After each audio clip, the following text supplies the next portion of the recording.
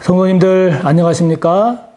오늘 9월 22일 수요일입니다. 추석 연휴 마지막 날이기도 한데요. 건강 잘 챙기시기 바라고 즐거운 그런 은혜로운 추석 명절 끝까지 잘 지내시기 바랍니다. 사도신경으로 우리의 신앙을 고백합시다. 나는 전능하신 아버지 하나님 천지의 창조주를 믿습니다. 나는 그의 유일하신 아들 우리 주 예수 그리스도를 믿습니다. 그는 성령으로 잉태되어 동정녀 마리아에게서 나시고 본디오 빌라도에게 고난을 받아 십자가에 못 박혀 죽으시고 장사된 지 사흘 만에 죽은 자 가운데서 다시 살아나셨으며 하늘에 오르시어 전능하신 아버지 하나님 우편에 앉아 계시다가 거기로부터 살아있는 자와 죽은 자를 심판하러 오십니다. 나는 성령을 믿으며 거룩한 공교회와 성도의 교제와 죄를 용서받는 것과 몸의 부활과 영생을 믿습니다. 아멘. 오늘 함께 나눌 말씀은 에스겔 23장 22절에서 35절까지입니다. 구약 1185쪽, 구약성경 1185쪽, 에스겔 23장 22절에서 35절까지의 말씀입니다. 함께 봅니다. 그러므로 오홀리바야 주 여호와께서 이같이 말씀하셨느니라.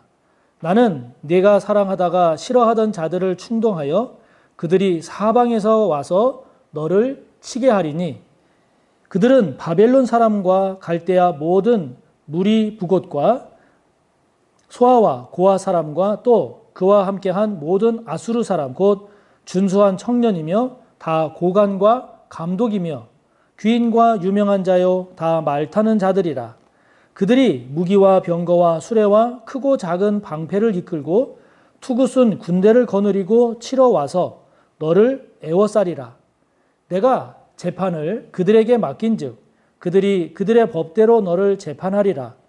내가 너를 향하여 질투하리니 그들이 분내어 내 코와 귀를 깎아버리고 남은 자를 칼로 엎드러뜨리며 내 자녀를 빼앗고 그 남은 자를 불에 사르며 또 내 옷을 벗기며 내 장식품을 빼앗을지라. 이와 같이 내가 내 음란과 애굽 땅에서부터 행음하던 것을 그치게 하여 너로 그들을 향하여 눈을 들지도 못하게 하며 다시는 애굽을 기억하지도 못하게 하리라. 주 여호와께서 이같이 말씀하셨느니라. 나는 네가 미워하는 자와 내 마음에 싫어하는 자의 손에 너를 붙이리니 그들이 미워하는 마음으로 네게 행하여 내 모든 수고한 것을 빼앗고 너를 벌거벗은 몸으로 두어서 내 음행에 벗은 몸 곧 내 음란하며 행음하던 것을 드러낼 것이라. 내가 이같이 당할 것은 내가 음란하게 이방을 따르고 그 우상들로 더럽혔기 때문이로다. 내가 내 형의 길로 행하였은즉 내가 그의 잔을 내 손에 주리라. 주 여호와께서 이같이 말씀하셨느니라. 깊고 크고 가득히 담긴 내 형의 잔을 내가 마시고 코웃음과 조롱을 당하리라. 내가 내 형 사마리아의 잔 곧 놀람과 패망의 잔에 넘치게 취하고 근심할지라. 내가 그 잔을 다 기울여 마시고 그 깨어진 조각을 씹으며 내 유방을 꼬집을 것은 내가 이렇게 말하였음이라. 주 여호와의 말씀이니라. 그러므로 주 여호와께서 이같이 말씀하셨느니라. 내가 나를 잊었고 또 나를 내 등 뒤에 버렸은즉 너는 내 음란과 내 음행의 죄를 담당할지니라 하시니라. 아멘. 지금 하나님께서 오홀리바, 예루살렘이죠. 남유다를 말합니다. 오홀리바를 향한 하나님의 심판의 말씀을 오늘 주시는데 결국 오홀리바, 예루살렘, 남유다, 곧 하나님의 백성, 우리죠. 우리를 향한 하나님의 심판의 말씀을 주시는 건데요. 왜 이 심판의 말씀을 주시는가? 무엇 때문에 주시는가? 그 심판의 내용이 무엇인가? 라고 하는 것을 오늘 우리가 잘 살펴봄으로써 이러한 심판이 우리에게는 임하지 않도록 하는 것이 지혜로운 우리의 모습일 겁니다. 자, 하나님은 이 오홀리바, 남유다를 향해서 이렇게 이야기하십니다. 바벨론 사람 그리고 아수르 사람들이 너를 칠 거다. 그리고 너를 재판에 넘길 거다. 이렇게 말씀하십니다. 여기 바벨론 사람 그리고 이제 몇 사람들이 나오는데요. 그냥 크게 보면 갈대아 사람 곧 바벨론 사람들입니다. 그리고 아수르 사람들입니다. 이 사람들은 누구입니까? 이 사람들은 거기 나오는 대로 23절에 보면 준수한 청년, 다 고관이고 감독, 귀인과 유명한 자, 말 타는 자들. 다시 말하면 외모적으로 굉장히 매력적인 사람들이다라고 하는 거죠. 이 바벨론 사람, 아수르 사람들이 나타내는 의미는 예루살렘, 이 남유다, 하나님의 백성의 마음을 빼앗아간 사람들. 다시 말하면 하나님의 백성들이 마음을 빼앗겼던 사람들입니다. 외모에. 그리고 그들이 말하는 것이 진리가 아님에도 불구하고 진리인 양 그들을 추종했는데 그들이 하나님의 백성들이 추종했던 이 바벨론과 아수르 사람들이 남유다, 예루살렘, 하나님의 백성을 칠 거다라고 하는 겁니다. 쳐서 재판에 넘기게 될 거다라고 하는 겁니다. 빼앗을 재산을 다 빼앗고 다 불사르고 그리고 아주 잔인하고 비참하게 만들 거다라고 하는 말씀을 하십니다. 자, 이 바벨론과 아수르 사람들은 예루살렘 남유다 사람이 의지했던 사람들입니다. 기댔던 나라입니다. 저 바벨론에 기대면 괜찮을 거야. 아수르에 기대면 괜찮을 거야. 거기에 잘 보이면 괜찮을 거야. 다시 말하면 신앙의 중심을 잃고 마음의 중심을 잃고 그냥 원칙 없이 욕망 따라서 자기 하고 싶은 대로 살아간 삶을 이야기하는 거죠. 자, 이거는 우리도 마찬가지입니다. 이렇게 살아가면 이런 심판을 당한다라고 하는 건데 저와 여러분도 여전히 주님보다도 우리의 마음을 빼앗기고 있는 것이 무엇인가를 살펴야 되죠.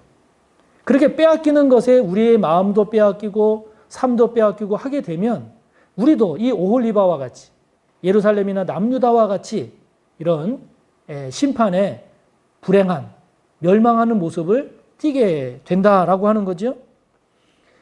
여전히 주님보다 내 마음을 유혹하고 빼앗고 있는 것은 무엇인지 살펴야 합니다. 그리고 여전히 주님의 가치관보다 하나님의 나라 가치관보다도 더 우선하고 있는 세상적 가치관, 저와 여러분의 생각 속에 마음 속에 살아가는 삶의 원리 가운데 주님의 원리보다 하나님의 나라의 가치관보다 더 우선해서 쫓아가고 있는, 사로잡혀가고 있는 그런 세상의 가치관, 세상적인 삶의 원리는 무엇인가라고 하는 것을 우리가 살펴봐야 된다 하는 거죠. 왜 그렇습니까?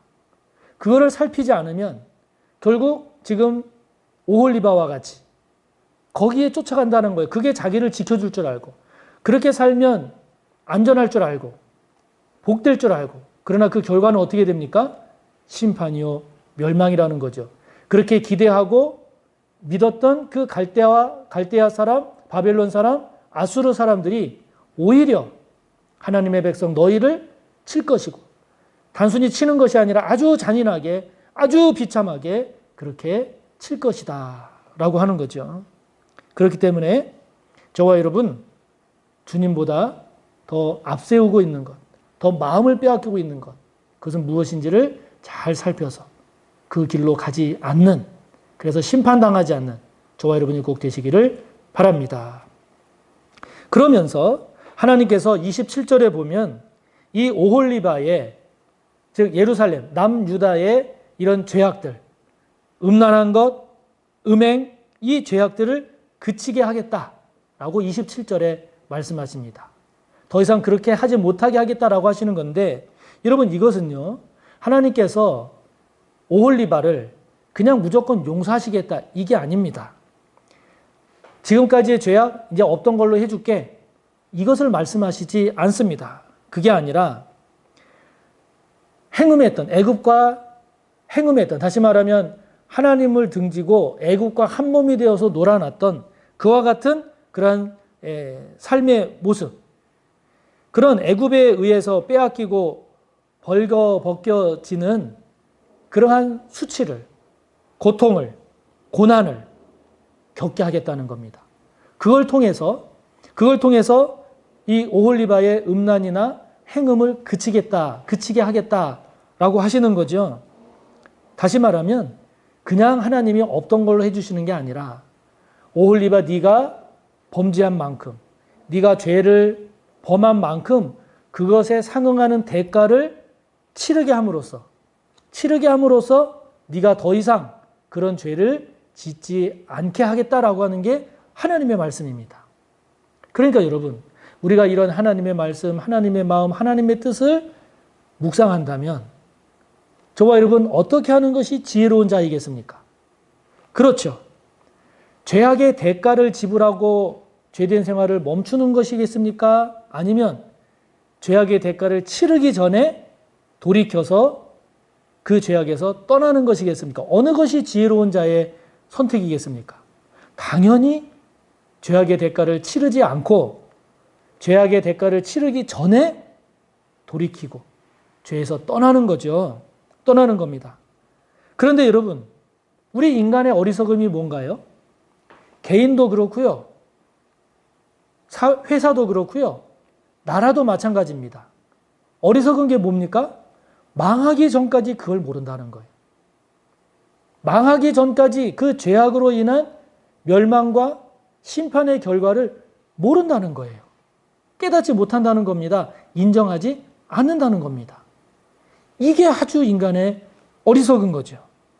그렇기 때문에 우리가 끊임없이 말씀을 보고 묵상해야 되는 이유, 기도를 통해 주님께 나아가야 되는 이유, 그것은 말씀을 통해서 우리의 죄악이 무엇인지를 알 수 있으니까, 기도를 통해서 주님과의 관계를 바르게 할 수 있으니까, 그래서 그게 중요한 거죠.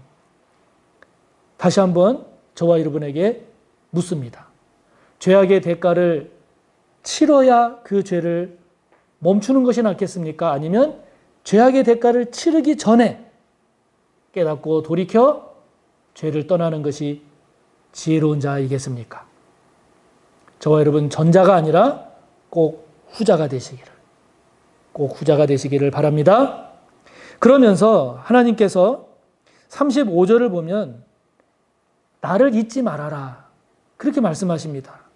하나님께서 결코 나를 너의 등 뒤에 버리지 말아라 라고 35절에 말씀하십니다. 네가 나를 잊었고 또 나를 너의 등 뒤에 버렸은즉, 이 말씀은 뭐겠습니까? 나 여호와를 잊지 말아라 하는 거지요.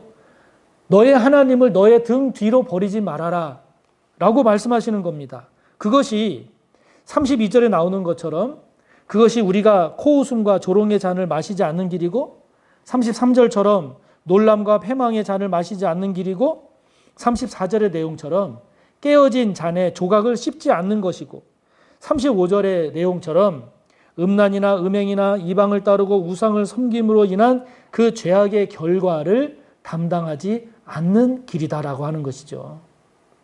그것이 바로 하나님을 잊지 않고 결코 하나님을 우리의 등 뒤로 버리지 않는 것이, 그것이 바로 그러한 멸망과 심판의 길을 모면하는 그런 길이다라고 하는 겁니다.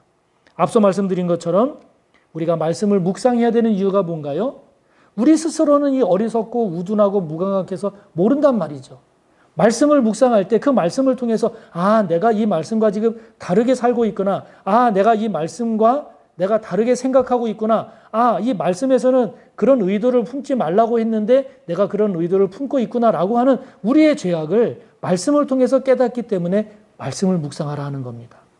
그래서 그 말씀 묵상을 가지고 기도하면서 하나님의 원하시는 그 뜻대로 살아가야 된다 하는 것이죠. 그것이 바로 심판과 멸망을 방지하는 거죠. 그러므로 지금 저와 여러분이 말씀을 잊지 않기 위해서, 주님을 잊어버리지 않기 위해서 애쓰고 있는 모습은 무엇입니까? 저와 여러분이 주님을, 말씀을 등 뒤로 버리지 않기 위해서 저와 여러분이 지금 어떻게 힘쓰고 있습니까? 만약에 없다면 회복하시기 바랍니다. 만약에 부족하다면 더 힘쓰시기를 바랍니다. 그래서 주님을 결코 잊지 않는, 결코 하나님을 등 뒤로 버리는 것이 아니라 언제나 하나님을, 주님을, 말씀을 우리 앞에, 내 앞에 모시고 사는 저와 여러분이 꼭 되시기를 바랍니다. 주기도문 하시고 또 여러분의 기도를 이어가시기 바랍니다. 하늘에 계신 우리 아버지, 아버지의 이름을 거룩하게 하시며 아버지의 나라가 오게 하시며 아버지의 뜻이 하늘에서와 같이 땅에서도 이루어지게 하소서. 오늘 우리에게 일용할 양식을 주시고 우리가 우리에게 잘못한 사람을 용서하여 준 것 같이 우리 죄를 용서하여 주시고 우리를 시험에 빠지지 않게 하시고 악에서 구하소서. 나라와 권능과 영광이 영원히 아버지의 것입니다. 아멘.